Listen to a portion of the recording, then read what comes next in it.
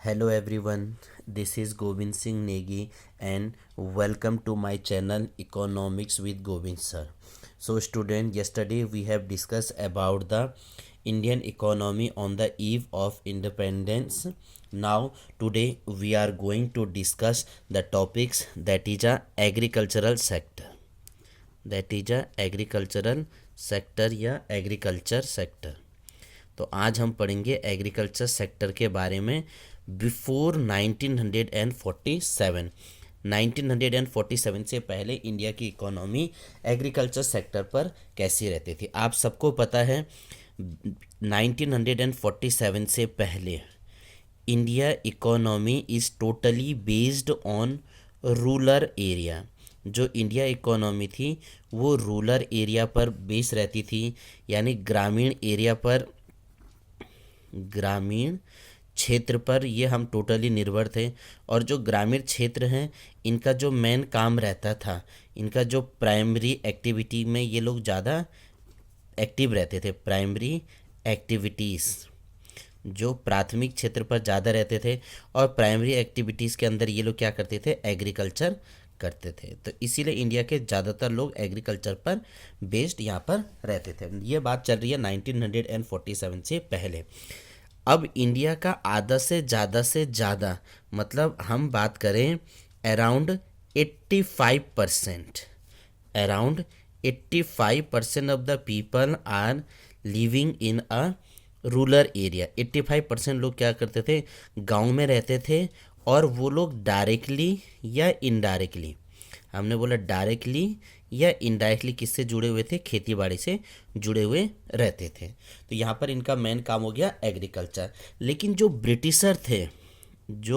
Britisher थे उन्होंने हमारा बहुत ज़्यादा एक्सप्लोटेशन कर रखा था।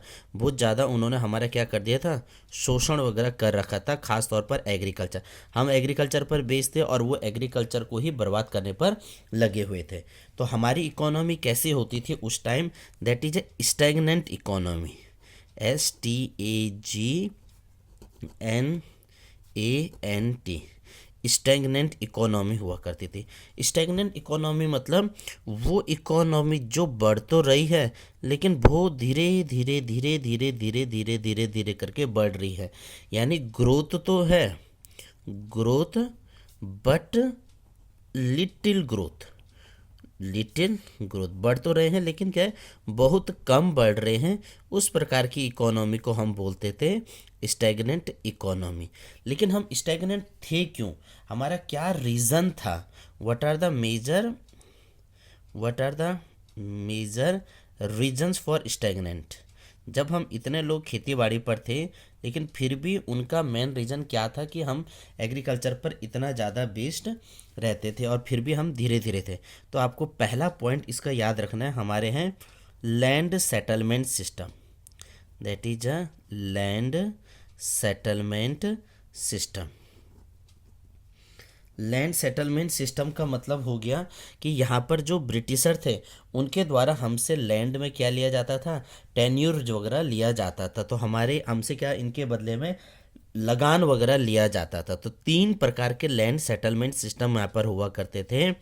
First one is a zamindari system.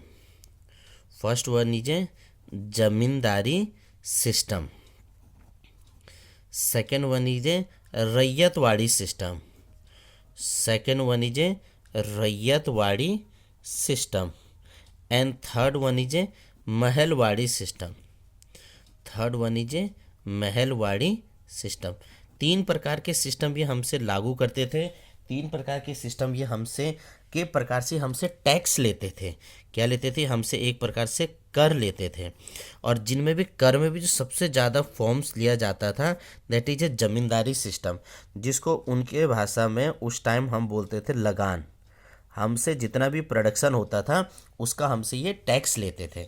अब जो टैक्स लेते थे या जो परमानेंट हमसे जो उपाय लेने का तरीका था इनका, जमींदारी सिस्टम जो 1793, इस चीज़ को आपको याद रखना है, 1793 में ज़मींदारी सिस्टम को शुरू कर रखा था। और इसको जो शुरू किया था इसका नाम है लॉर्ड कॉर्नवालिस। कभी पूछा जाता है जमींदारी सिस्टम किसने इंट्रोड्यूस कर रखा था, तो आप बोलोगे लॉर्ड कॉर्नवालिस ने शुरू किया था। और इसका जो दूसरा नाम था that is a permanent settlement, that is a permanent settlement के नाम से भी जाना जाता था। पर लैंड सेट जमींदारी सिस्टम में क्या हुआ कि सपोज मान लो ये किसी की ज़मीन है, तो ज़मीन पर दो प्रकार से लोग रहते थे। एक को इधर से जो काम करता था इस पर, जो इस पर काम करता था उसे बोलते थे टिलर ऑफ द सॉइल, उसे बोलते थे टिलर ऑफ द सॉइल, जो ज़मीन पर काम कर रहे हैं।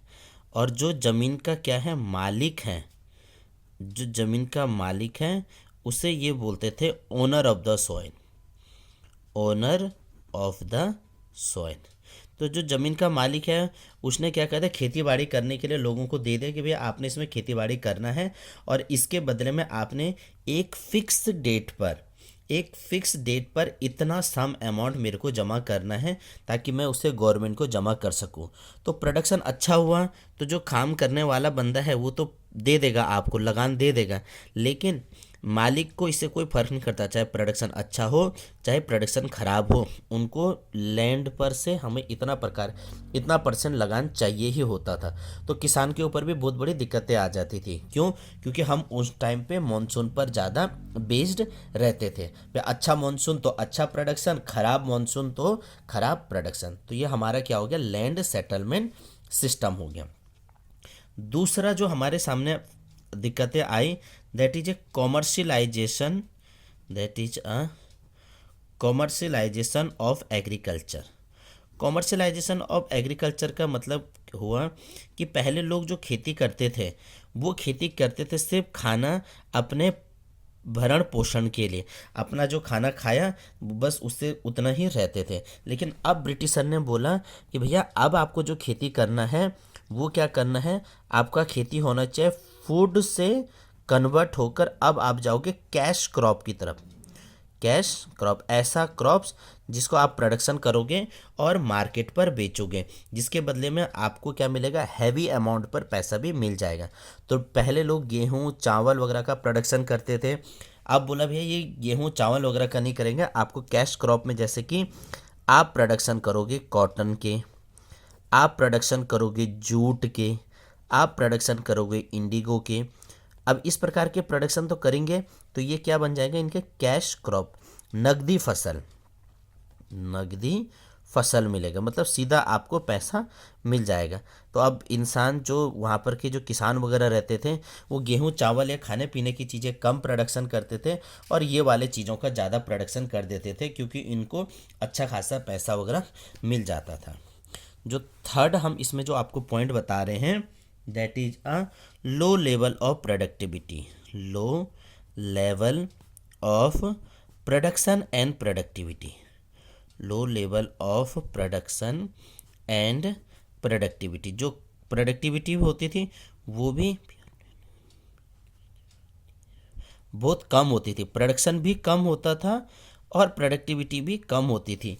पर हेक्टेयर पर कितना प्रोडक्शन होता था, हमारे यहाँ पर टेक्नोलॉजी नहीं हुआ करती थी उस टाइम कि हम काफ़ी अच्छा यहाँ पर प्रोडक्शन कर सके, या हमारे पास जो टेक्नोलॉजी नहीं थी, जो बीज वगैरह थे वो अच्छे क्वालिटी के नहीं थे, तो हमारे यहाँ प्रोडक्शन भी कम होते थे और प्रोडक्टिविटी भी कम हो जाते थे।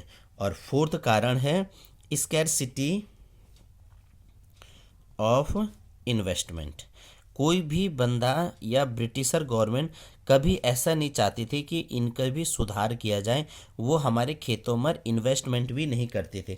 जब इन्वेस्टमेंट वगैरह करेंगे थोड़ा अच्छा बीज वगैरह मिलेगा, थोड़ा बेनिफिट्स वगैरह मिलेगा, तो इन्वेस्टमेंट भी कम लगाते थे, निवेश भी कम करते थे।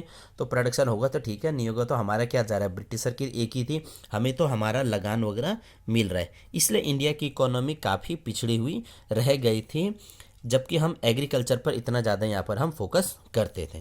तो हमने बताया कि लैंड सेटलमेंट सिस्टम भी हो गया था, बहुत ज़्यादा कर हमसे लिया जाता था, हमें वो प्रकार की खेती बाड़ी करने के लिए बोला जाता था जो खाने वाले से अब जाना चाहिए कैश क्रॉप की तरफ, जो नकदी फसल है।